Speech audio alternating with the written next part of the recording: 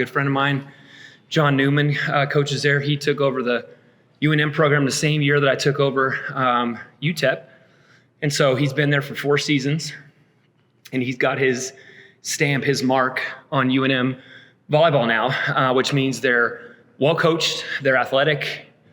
They swept both their opponents this weekend. They didn't. Actually won both in 4.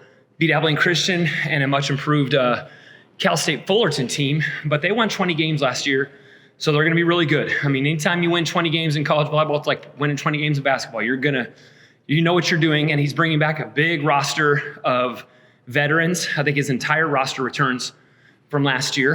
They've got a newer setter, but everybody else is a vet, and they bring them back, and they're going to be good. So same thing goes for Portland State on Saturday, and then on Friday, and then on Saturday, South Dakota, same way. All 4 teams in this tournament are 20-win teams. So every single one of them is good. They're all top 100 teams. It's going to be a gauntlet. I mean, you're going to see some really good volleyball this weekend in Memorial Gym. Everybody's good. Everybody's capable of beating each other. Just last weekend, Portland State beat Oregon State, which is not a small feat, beating a Pac-12 team. And then South Dakota, who people don't think volleyball in South Dakota are like synonymous with good, but they just beat the mess out of Missouri last weekend. So it's 80 wins of volleyball that are going to be in the gym all together on Thursday, Friday, and Saturday. So it's going to be pretty good. Hey, Coach, I guess this tournament. About ourselves. Now, I don't think that'll happen. I think we're capable of going 3-0 and winning all 3 of these matches. But any combination of things that can happen this weekend are going to make you better. And they're all going to test us like Rice and Western Kentucky and, the best teams in our conference are going to do. And that's what Northwestern did this weekend. They're big and long and physical, and we were just a few points short of knocking them off. So we have a young, talented group that just needs experience. We've got a lot of pieces to the puzzle. I was really pleased watching the video. Sometimes as a coach, you go watch the video and you're pissed off because you just feel like you played better than you see on the video. And then sometimes you go watch the video and you're like, whoa, we've done some pretty good things. They earned their victory, and we just weren't capable of executing at those moments against them that we did last year when we beat them here at home. So it's gonna test us, man. That South Dakota's got a Pac-12 Power 5 outside hitter who's like 4 kills, 5 kills a set. She's nasty. UNM's got a Mexican kid named Yui Huereca that played with Marian Ovier on our team, on the Mexican national team, and she's legit. They got an opposite who's first team all conference, who's going to give us trouble, and Portland State's loaded too. I mean, there's going to be 4 really athletic, physical teams in the gym this weekend, and it's going to be fun to compete and fun to move the chess pieces around for sure. Coach, what do you tell the parents, fans, girl dads about coming out to the game? This is what we want UTEP volleyball to be like for a long time. Is we want teams like this to come to our gym every year. We were just maybe a few days short of doing this again next weekend. We had Pepperdine was going to come. We were going to bring a couple other serious contenders that were going to come play us in New Mexico State. And so this is kind of the standard for what we want here in El Paso. When teams come play us here, we want the best to come. And the only reason they're coming, truth be told, is because we're good.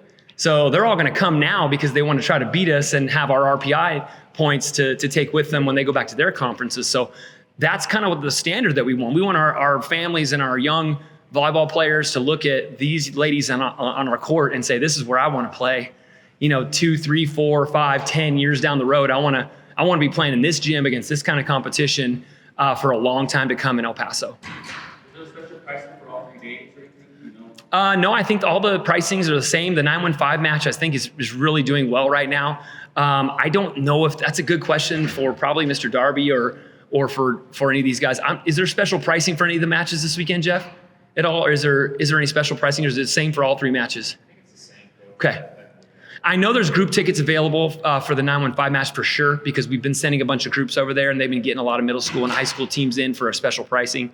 But you're going to come see some athletic players. I mean, Sarah Pustachia, who comes to us from Serbia, was just named Conference Freshman of the Week. Serena Patterson put up large numbers this weekend and was second in the running behind Imani Foster for Conference Player of the Week. Ollie Darley was second in the voting for Defensive Player of the Week. So we've got some special athletes out there, and I know a couple of faces in here have already popped in our gym and seen some of the athletes we have on our team. And we've got 10 players touching over 10 feet in our gym, which is huge. So, I mean, even in some of our heydays in this gym, we couldn't touch 10 feet. So in this area. So it's exciting to watch them run around, and we're capable of running any kind of lineup out there to win when we need to. And that's fun for me as a coach, but it's also a little bit frustrating to go to sleep at night and figure out who it's going to be come the first point on Thursday.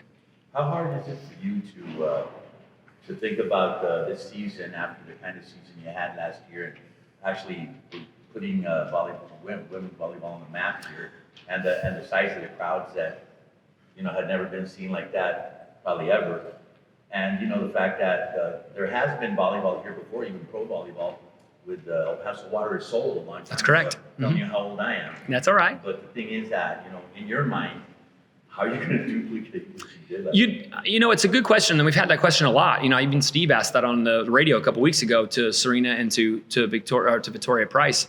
And my thoughts and comments to them are, don't try to duplicate it. That season's over with. Don't try to win 25 matches just because we won 24 last year. The whole goal and the whole point behind playing every year is to win the conference championship. So in essence, if we're 19 wins, but we bring home a Conference USA championship, that's a better season than last year, by far and away. Anytime you're AQ to the NCAA tournament and you've brought home a trophy from the conference championships, which will be in Western Kentucky on their home floor in Diddle Arena, I mean, that's a storybook right there. You want to duplicate something? I'm not trying to duplicate it. I'm trying to do better. We're trying to make it better. We're trying to go and win a conference championship on their home floor. They're 3-time champions in a row, back to back to back. And there's no better storybook than having to go on their home floor in Diddle Arena in Bowling Green and coming back with a conference championship. That's better. That's better in my mind than what we saw last year. But what we want to duplicate is excitement. We want to duplicate the fan buy-in. We want to duplicate the level of play so that people want to keep coming back for a long time, so it's not a flash in the pan. And remember that 2021 team at UTEP Volleyball? We don't want that. We want, hey, you guys going to watch that awesome UTEP Volleyball team again this year? That's the whole goal behind building a volleyball program and not just a volleyball season, or one team. So the pricing is 8 and 10 for Okay. every match, and then there's $5 for groups of 10 or more. So Groups of 10 or more, 5. that's all Single match route. Okay. How much would you love you and your players to start off beating UNM and then New Mexico State doing the sweep of New Mexico? Oh, it's a big deal to me. I'm one of the only humans I know that have coached at all 3 universities. So I coached at UTEP now, obviously, UNM and New Mexico State. And so I've been a part of this rivalry in I-10, I-25, whatever you want to call it, the borderland rivalry, okay, with UNM and New Mexico State and UTEP for a long time.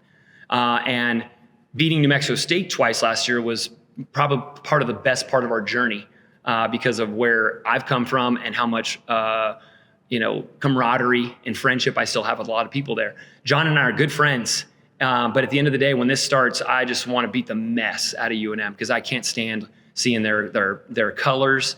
I can't stand seeing the Lobo howl and the woo-hoo that just drives me nuts. And I work there, so it's important to me. It's important to my team. And it's really important that we send the message that we're the best team in the region, because recruiting-wise, we're recruiting Albuquerque kids.